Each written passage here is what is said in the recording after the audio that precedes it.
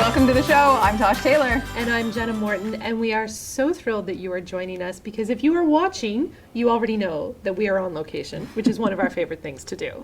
It is. And if you are listening, we are going to let you know that we are on location at the Beausejour Crisis Resource Center. That's all right, we're going with that.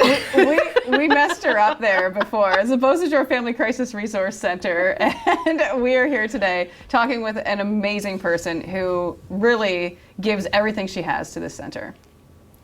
That's your cue, Kristal. You get to introduce yourself. I'll take care of it. No problem. I'm Kristal LeBlanc. I am the director of the Beausejour Family Crisis Resource Center.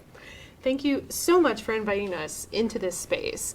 Before we started recording today, you gave us a tour of this facility that just blew me away. Mm-hmm. Could you share a little bit about the center and what this facility is like now for people who are watching and listening who maybe have an idea what you are but don't realize exactly what things look like here now? Sure. I think for us, we just realized years ago that, victims of domestic violence, people with mental health issues had to go to 5-6 different places to get different types of services that they needed for their recovery. So we decided to create what we like to call our hub, where you can receive all the services under one roof. So it is a 19,000 square foot facility that offers counseling, housing programs. We have an RCMP comfort room, so now statements can be done on site. We have a forensic medical room, so victims of sexual assault can receive everything that they need directly in their community. We have short-term housing, long-term housing. Currently, we're in a new custody exchange center where parents, where there may be conflict or history of domestic violence, they can come and spend some time with their child in a very neutral, fun environment. And we're in the children's playroom today. It is so fun in here. If you are listening, there are colorful chairs, there's books on the wall. Like, I just want to stay here all day in this room because it is so welcoming. And there's some other plans for this room as well that you were sharing with us. Yeah, I think for us, we always say build it and they will come. So historically, a lot of the women that were coming for services were over 55. So I didn't necessarily build the building with young moms in mind. But since we've been open, our demographics have completely flipped. So we're seeing a lot of young moms with multi-children. And in order for them to really succeed, they need childcare. And we know that for COVID-19, women will be the key factor in economic recovery, and we need to make sure that they have appropriate childcare to be able to return to work and to do so no matter who they are, whether they're a victim of domestic violence, whether they have mental health issues, so their children need a safe place to come. For us, what we discovered is that a lot of children that have a history of trauma, so any type of childhood negative experience. It could be they lost a parent really young, or they're unfortunately they came from a home where there is domestic violence. Regular early childhood learning centers aren't really capable of taking on what that child would need specifically for trauma care, so art therapy and things like that. So we started to do some research, and we discovered that there isn't a lot of trauma-informed early childhood learning centers, so daycares, not only in Canada, but in the US, there's not a lot. So there is one being currently built in Vancouver, and so we are happy to announce for the first time today that we'll be developing the second trauma-informed daycare in North America, right here in the facility. So we're super excited. Yeah, I know. We're really excited. So excited. Yes. Yeah. It's going to be such a monumental, life-changing experience for the children that are going to get to be able to be in a space where they know that everyone around them understands them. Yeah, a really safe space where it's okay to talk about fears. It's okay to say, you know what, I still sleep with my bed up against the door, and that be okay. Saying that to a child who might not have had a history of trauma, there could be some judgment and some stigma, and they might not feel comfortable sharing that. So it'll have everything that an early childhood center in New Brunswick requires, all the specialized curriculum, but we're gonna go that extra step to provide a trauma-informed space, everything from choice of color, choice of lights, safety and security will be a lot different, so limiting that outside world space so that they feel safe inside, a playground that meets the needs of children with a history of trauma, art therapy. We have trauma specialists already on site, so why not combine those services? And we're just really glad to be able to bring that to New Brunswick. And you know what? I can't take the credit for the idea or happening upon it. It was a survivor that during a consultation said to me, you know what, Kristal, I just don't feel like my kid can go to another daycare. I need a specialized place for my child to be able to talk about what he went through without feeling like he's odd or there's something wrong with him or he's going to be judged. And so from that point on, I really did my best to search and try and find something, and there isn't anything. And here where we try and be innovative, that's where our passion comes from, and we work directly with our survivors. So that mom in question is now on our development team, and so we're super excited to do it. We're scared because we need funding and we need, this is already a huge building to maintain. But I feel like all good things happen with the right people. So, It does. It sounds like it's just, meant to be, and that it's going to arrive the way that you're envisioning it. And you did touch on funding, which is part of the reason why, if you're watching and you're wondering why we have a bunch of beauty products on the counter in front of us, that goes to the funding that you need to keep the lights on here and to expand to do this daycare.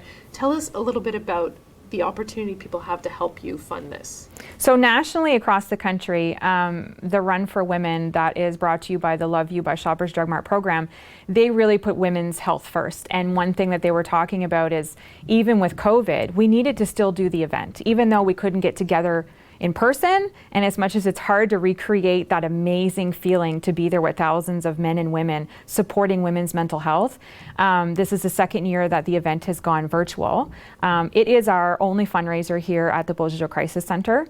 When people register, they can do a 5 or 10K anytime between July 4th and July 11th. So registration will close on June 25th. And $35 of their registration comes straight to the charity. So what's nice about not doing a physical event is there's less expenses. So more can go directly to the cause. And this year, this will be our startup funding to get this trauma daycare off the ground. So you can be part of that. Like, how fun is that, right? It's amazing. It really is. And to think the amount of years that this run has been happening, that these people that are watching and listening, your money went to this building. Absolutely. You helped create this building. That's what they've been working towards for many years. And like Jenna said, it is absolutely remarkable. It's an amazing facility. So if you have done this run before, you should be proud of yourself. Congratulations. Absolutely. And not just for running it. Crawling. Crawling. Yeah. Whatever works. And I know you've been at the run most years when it's been in person here in Moncton. Yeah. I was someone who, I am not a runner, because if you know me at all, you know that. And so for me, I was intimidated by the idea of a public 5K. Having the event go virtual was what got me involved. Yeah. Because I was able to do 5K at my pace and not worry about what it was going to look like to everyone else. Yeah, absolutely. So if you're like me and you've been kind of holding back, now you can see what your work will accomplish, and you can do it at your own pace. Yes. Yeah, currently we're at just under 1,000 runners.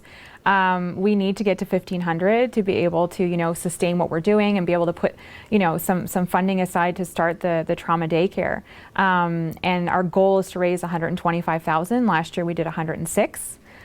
So that by participating, and when you register online, you can create your own charity page, and you can then, send out an email. I promise it takes 2 seconds. You can put it on your Facebook, and you can get people to support you. You can join a team. You can create a team. There's some really fun team names. There's one called Silk the Sore Legs instead of Silk the Soleil, and I just think it's hilarious. They're close to 100 people from the rural region of Capelé. And they do their own fundraising. So they're selling these raffle tickets for over $7,000 in cool prizes, TVs, gift certificates, crab, lobster. Like, there's just such fun stuff, right? And so for us, the push is on, right? We're early June. We're under a month. And I know July seems like far away, especially with COVID. I find like our seasons are all messed up, but it's going to come and go really quickly. So now is the time to get yourself registered and be part of creating something that can be the second in North America here locally in our community. I just think it's so fun. And just judging from the size of the facility that you have here, it should show, like you said, 19,000 square feet. It should show the need for this daycare here. When it comes to like teachers, what kind of teachers will they have to have a different education for it? Yeah, so they'll have to have obviously what they need for the New Brunswick permit to be a designated early child learning facility. But then they're also going to receive their additional training and specialization in what it means to work with children who either have trauma already or how to identify, early stage trauma. There are certain signs and certain things that you'll see. A lot of challenges in emotional self-regulation. People like to say anger management, but we don't call it that. It's not an anger issue. It's just being able to see your emotions when they come, stop for a second, and be able to find a more healthy way to express their feelings. Young children that have a history of domestic violence, it's hard for people to understand that don't go through it, but anything from a door that might be slammed to a harsh sound, something that might sound like an ambulance or police, is just petrifying. So all those things we're going to have to take into consideration in terms of the built structure, which we already did for the center, but we will, address that to the trauma daycare. So it's about the physical space, it's about decisions that you make in colors, and like natural wood, for example, is super grounding. So the more wood, the better for children with mental health issues, and making sure that the colors are bright and sunny, and really helping them express themselves so that as they get older, we're breaking that cycle of violence. We don't want these children to then become perpetrators of domestic violence because that's all they know, right? At home, that's what they're used to. Whoever yells the loudest, whoever's the most physical, gets what they need. So they're looking at power and control completely differently than in a healthier home. Children have lost family members, to cancer or car accidents, things like that. Their trauma response is a lot different. So they're over-triggered all the time. So how do we teach them that maybe dad slamming on the brakes doesn't mean that there's going to be a car accident causing a fatality? So retraining their brain on sensory experiences at a young age is just critical. It's really, really important. Amazing. I can just feel the difference in the future in this community because of what happens in this center in years to come. I really do feel like it is, like you said, it's going to help break that cycle, which is just so incredible. Yeah, and for people that do the event, they get to get out there and honestly, it's not just about raising the funds, it's about your own mental health. Like, we haven't had a chance to talk about that, but we want you to get outside for a good, 5K, 10K, whatever you can do, because you're worth it. You know what I mean? Like, they say you should be spending 4% of your day on yourself, right? That's not a lot, right? It's not, but how many people actually do it? Right? Yeah. Like, isn't it sad that we can't take the 4% for us? We're deserving of that. How can we be there for our family, our friends, our children, and ourselves if we can't even put ourselves first a little bit, right? And we know that natural sunlight and vitamin D is the best antidepressant that you can have out there. It's so good for you, right? And I thought of my mom actually when we talked about the virtual run for women, because she talked about last year she participated for the first time, and she said what she liked about it is that you could split up that 5K into smaller snippets, right? Oh. So for her, she was so proud to have the 5K done, but she might have went out one day and did a 1.5 and then a 2K. And then, I lent her my running watch, so she knew exactly what she did. So there's that achievement there of being able to change how traditional events usually are, right? And if that's not enough to get you registered, of course there's swag. I mean, there's swag, right? There's swag. This swag is the craziest swag bag I've ever seen in my entire life. And every year, I think you are with me on this, it gets better and better. It does, yeah. Yeah. It's unbelievable. A lot of people will run for medals. With this run, you get this crazy swag bag, which so we've got some dry shampoo, we've got some popcorn, nail polish, toothpaste. What do you have down at your end, Kristal? I'm obsessed with the Burt's Bees because it has like a lip color in it, which I almost opened it to put on before we started talking, but I'm like, no, I'm going to ruin it with my mask in a minute. And also because, I don't want to steal somebody's swag bag. Yeah. But like, I'm super excited about this stuff. And you get the finisher shirt, and it's a nice light blue, and beautiful. It's positive messaging that together we are unstoppable no matter dealing with a pandemic or what's going on, and that 30% increase in domestic violence cases since the pandemic. We need to be helping with that. We need to be responding to that, So now's the time. Do it for yourself. Do it for other women in your community. And men participate too. A lot of people think it's run for women. I had a guy every year that he dressed in a tutu, and I was so thankful, just so thankful. So, ask your husbands, your brothers, your sons. It's a great conversation starter. And then, if he doesn't like the swag bag, you get an extra one, right? You get double the stuff. I think it's over $100 in product, and you get a finisher, a nice little bracelet to wear.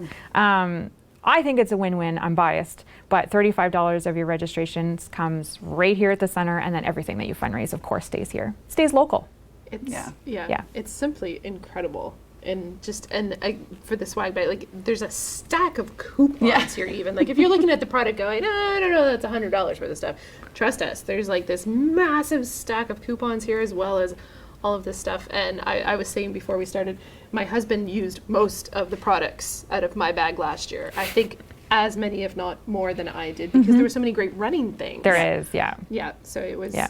And it's the 9th year, so we understand that some people might have some fatigue, but we're telling you, like, keep showing up, you know, because as fatigued as you are with probably me bugging you to participate every year, survivors are pretty fatigued too with what they're going through, and they're showing up to create change, right? So they need some support, and they need you to kind of walk with them. Yeah. So we really, really hope that people, I believe in our community, and I believe we can get to 1,500 participants. I really do.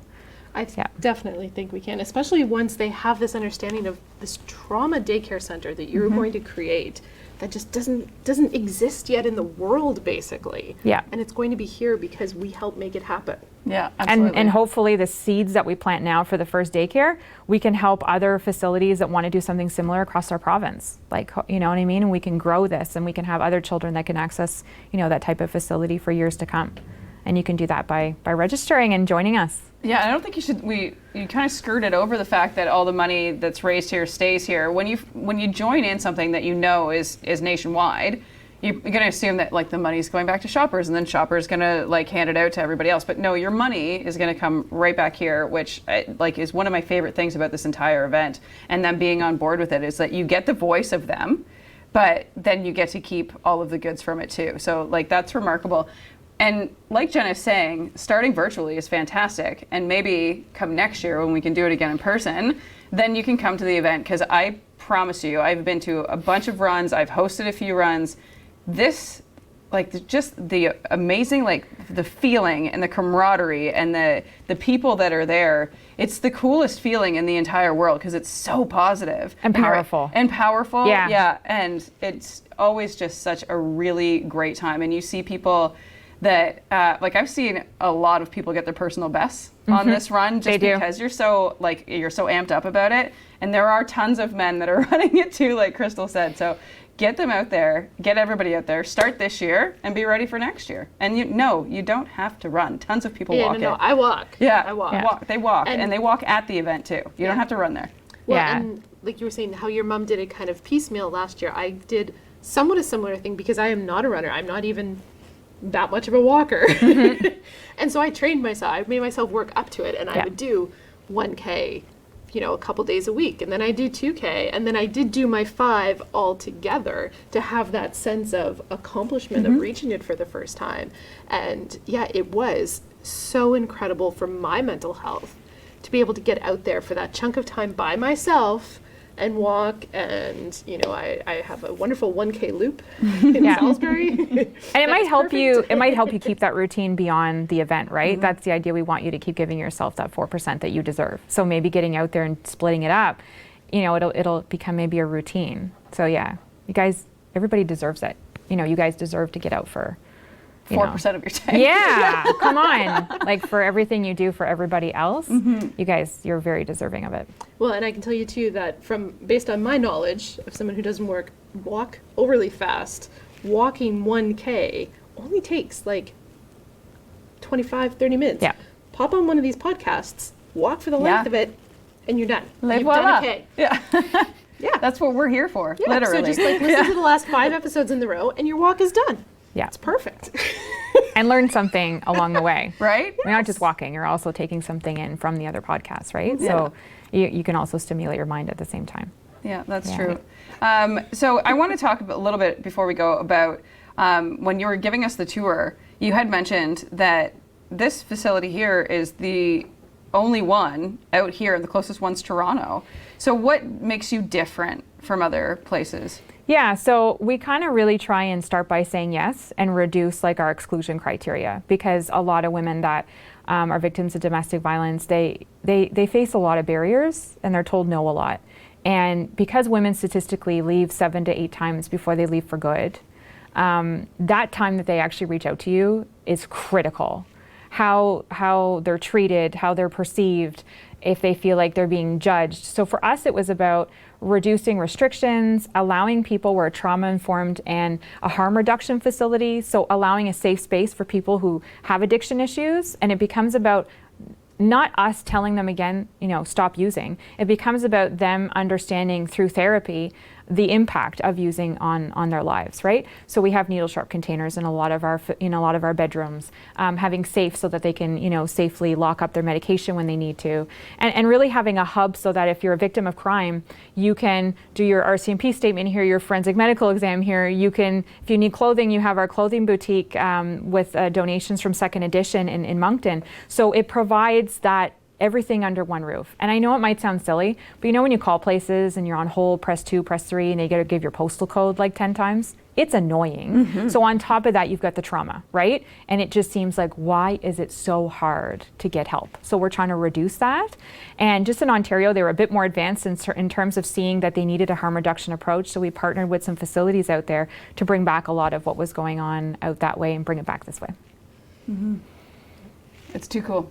It's really it's overwhelming if you're in here, and even if you can just drive by and see the sheer size of this building. Like we pulled up and we drove down together and we were like, whoa. Wait, I've seen the pictures of the outside of this building and I drove up and went, well, that's even bigger than I thought. Yeah. It is a large structure that you can right away tell how much impact it must have in the community. It's exciting, it's stressful to fund. So for us, like when we think about, our electric bills and going from such a small, we were in a residential house since 1997, but we didn't have housing. We didn't have the space to do what we felt like people deserved. Mm-hmm. And the general mental health, we see 2,000 people a year, 700 victims of domestic violence, 400 perpetrators. So that's also a bit different. So a lot of facilities that are maybe women's based don't do the other side. They don't do the perpetrator programming. We believe in change and we believe in seeing both, because that really gives us a picture of what's going on. And maybe that perpetrator, well, not maybe, most likely, he also has a history of trauma, right? So it's getting to the root cause of that behavior and really being there when they need us to do that programming. And general mental health services, where else can you go that you don't need an appointment and you can just show up and speak to an intervener now, right? Not a wait list, first you have to go through these hoops. So I think for us, it's just to be able to meet people with where they're at and just be there for them. It's amazing. I love that. Mm. So for people who are listening and watching, how do they find you if they're in need of services? Let's start with that. Sure. What do they need to know? Yep, they call 533-9100. And then they'll receive a receptionist that will do their intake. We don't need to know everything. We just need to know the basics of what the issue is. Is it anxiety, depression? Is it a problem with a child? And that way they will assign it to the appropriate intervener, and then they'll give a call back for your first appointment. Because of COVID, there's a lot of bad stuff we can say about the pandemic. The good stuff is the flexibility now of services. So if people want a virtual session, we can do that now. If they want a phone session and they just don't feel like coming, we have our Moncton office, we have our office here. A lot of people in the urban region like to come out to Shadiac just for confidentiality purposes. Mm-hmm. They like just to kind of get away from everything going on in their own direct neighborhood. So yeah, it's a 24/7 line that they can call at any time. It's amazing. Okay.